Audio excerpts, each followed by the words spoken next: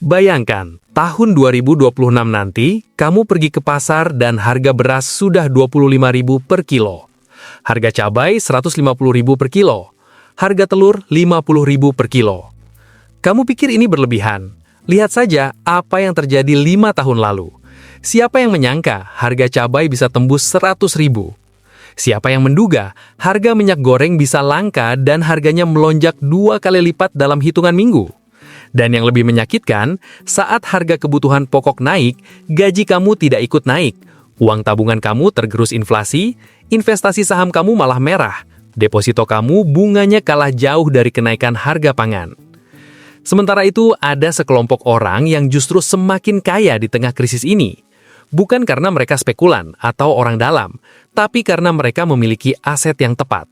Aset yang tidak terpengaruh inflasi, aset yang nilainya naik justru saat ekonomi kacau. Aset yang sekarang masih murah, tapi dalam 2 tahun ke depan akan jadi rebutan. Dan yang paling menyebalkan, kamu sebenarnya bisa punya aset-aset ini sekarang, tapi kebanyakan orang bahkan tidak tahu aset apa itu.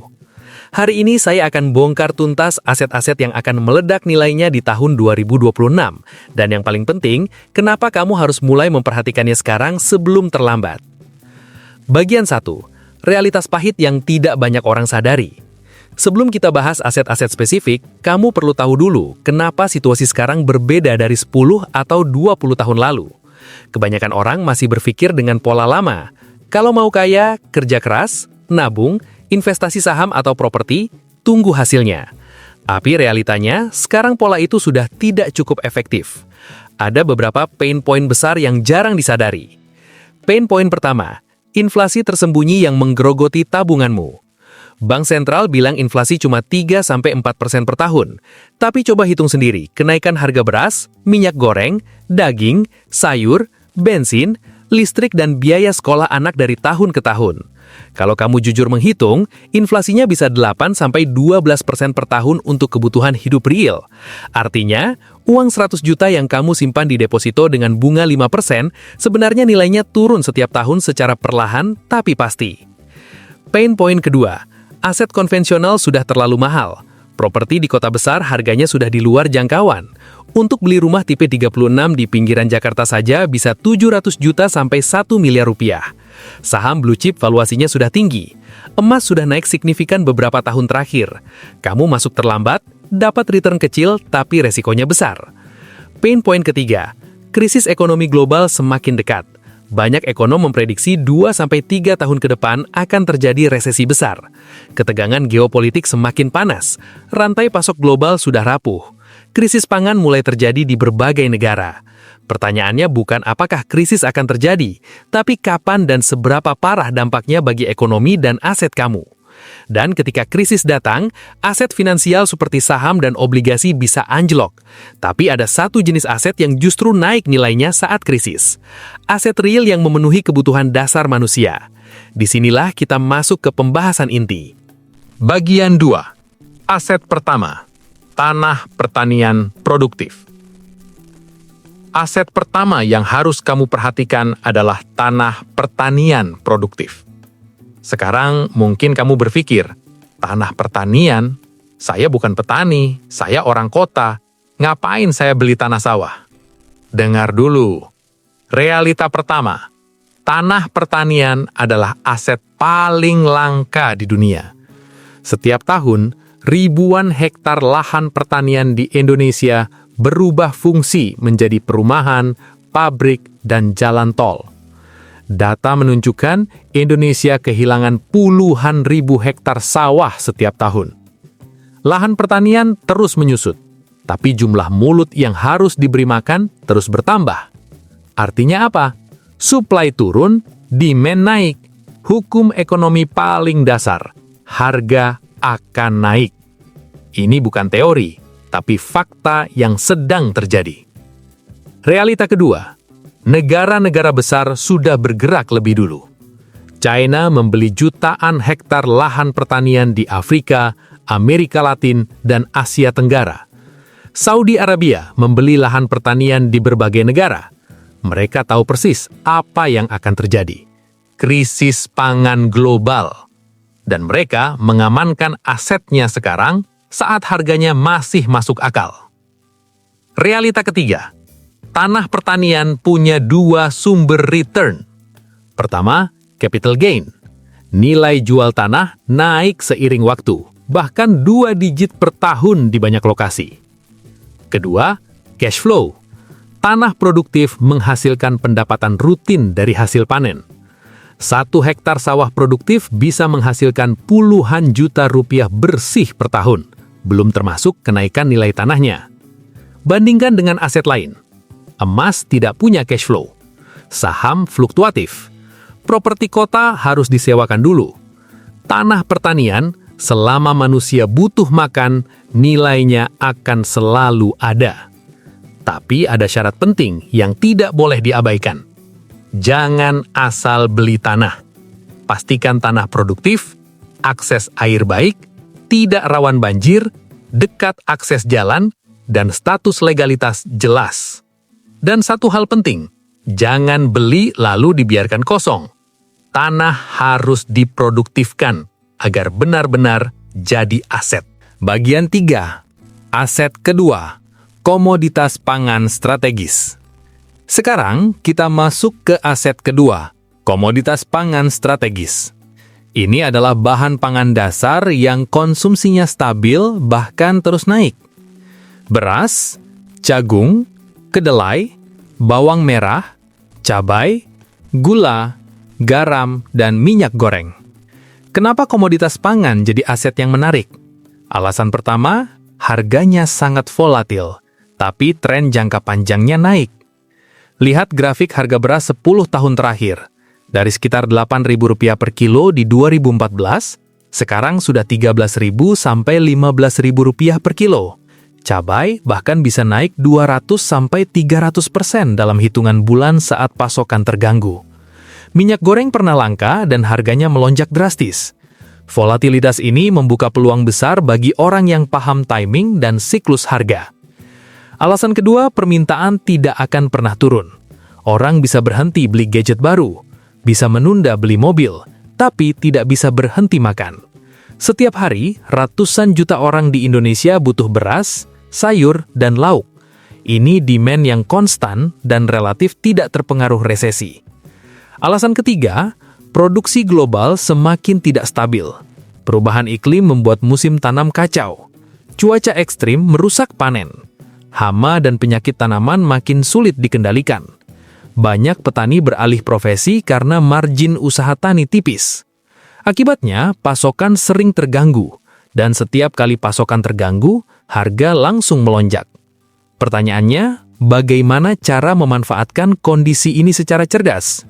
Ada beberapa strategi. Strategi pertama, stok komoditas tahan lama.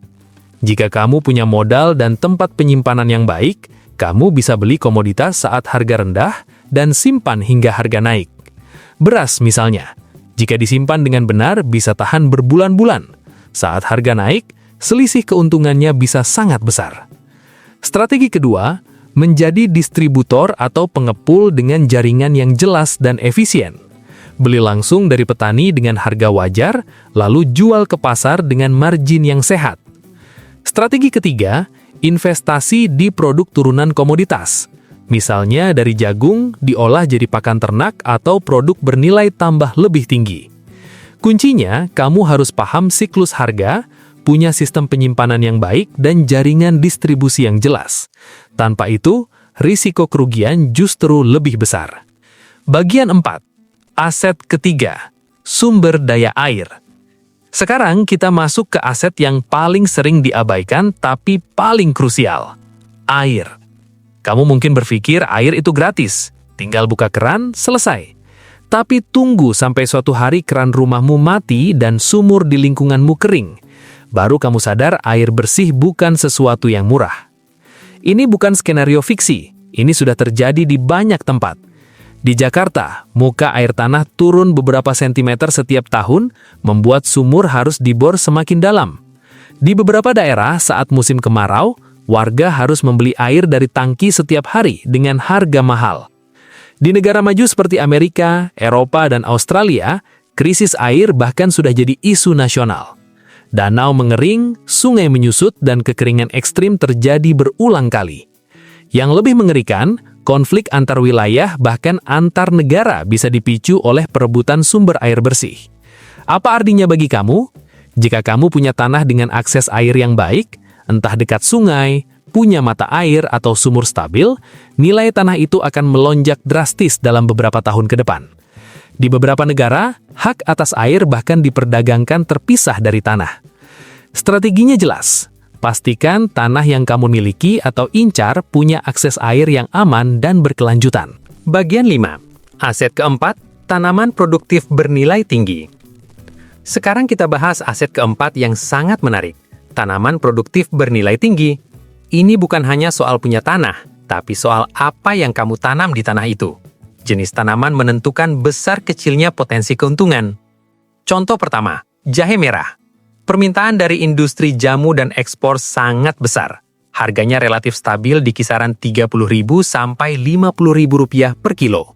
1 hektar lahan bisa menghasilkan 15 hingga 20 ton dalam satu siklus tanam sekitar 10 hingga 12 bulan. Contoh kedua, cabai. Meskipun harganya sangat volatil, saat harga tinggi, margin keuntungannya luar biasa besar. Banyak petani cabai bisa panen ratusan juta rupiah dalam satu kali tanam jika timing dan kondisi pasar tepat. Contoh ketiga, porang. Tanaman ini punya permintaan ekspor besar, terutama ke Jepang dan Cina. Harga per kilonya bisa puluhan ribu hingga ratusan ribu rupiah. Yang menarik, porang bisa tumbuh di lahan yang tidak terlalu subur. Contoh keempat, kelapa. Jangan remehkan kelapa. Permintaan industri santan, minyak kelapa, dan kopra sangat besar. Satu pohon kelapa produktif bisa menghasilkan 50-100 butir per tahun. Jika kamu punya 100 pohon, hitung sendiri potensinya. Contoh kelima, pisang Cavendish. Ini pisang ekspor dengan permintaan tinggi dan harga relatif stabil. 1 hektar lahan bisa menghasilkan 30-50 ton per tahun. Banyak kebun Cavendish dikelola dengan sistem kemitraan yang menarik. Strateginya jelas. Kalau kamu punya lahan kosong, jangan biarkan menganggur. Tanami dengan tanaman produktif. Bahkan dengan lahan 500 meter persegi, kamu masih bisa menanam cabai, jahe, atau sayuran dengan siklus cepat. Kalau tidak punya lahan, kamu bisa kerjasama dengan petani. Kamu sebagai pemodal, mereka yang menggarap. Hasil dibagi sesuai kesepakatan. Atau berinvestasi di kebun produktif yang sudah berjalan dengan sistem bagi hasil. Yang penting, tanaman yang kamu pilih harus punya pasar jelas, permintaan stabil, dan kamu paham budidayanya atau punya akses ke orang yang paham. Tanpa itu, potensi besar bisa berubah jadi risiko. Bagian 6. Aset kelima, komoditas energi dan bahan industri. Aset kelima yang mulai jadi rebutan adalah komoditas energi dan bahan baku industri. Ini memang lebih teknis dan butuh modal lebih besar, tapi potensi return-nya juga jauh lebih tinggi. Apa saja yang masuk kategori ini? Minyak, gas, batu bara, nikel, tembaga, litium, kobalt, dan berbagai mineral lain yang menjadi tulang punggung industri modern. Kenapa aset ini makin penting dalam beberapa tahun ke depan? Alasan pertama, transisi energi global. Dunia bergerak ke energi terbarukan.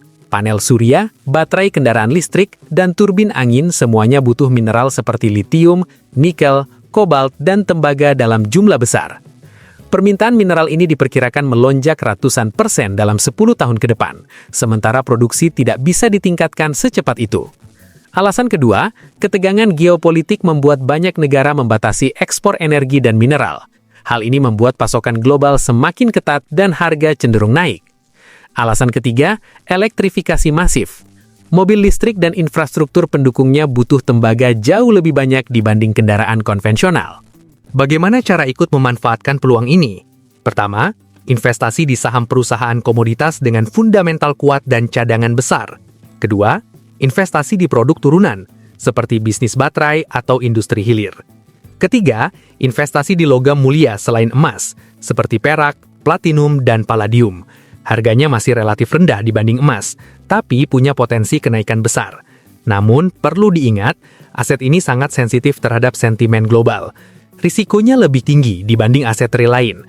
Tapi jika kamu bisa timing dengan tepat dan paham siklusnya, return yang dihasilkan bisa berkali-kali lipat. Bagian 7, mengapa semua aset ini bakal meledak di 2026? Pertanyaannya, Kenapa tahun 2026? Kenapa bukan sekarang atau 2027? Jawabannya ada pada konvergensi beberapa faktor besar yang datang bersamaan. Faktor pertama, siklus ekonomi global. Banyak ekonom memprediksi 2025-2026 akan terjadi resesi besar. Setiap kali resesi terjadi, investor cenderung lari ke aset real yang dianggap lebih aman. Faktor kedua, krisis iklim yang makin parah. Cuaca ekstrim akan semakin sering terjadi dan mengganggu produksi pangan serta akses air bersih. Dampaknya bersifat global dan tidak bisa dihindari. Faktor ketiga, ketegangan geopolitik yang memuncak.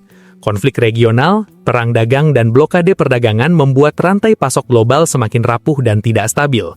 Faktor keempat, populasi dunia terus bertambah.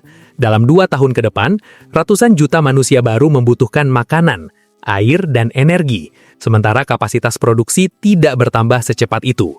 Faktor kelima, pergeseran investasi institusional. Dana pensiun dan investor besar mulai mengalihkan portofolio ke aset real.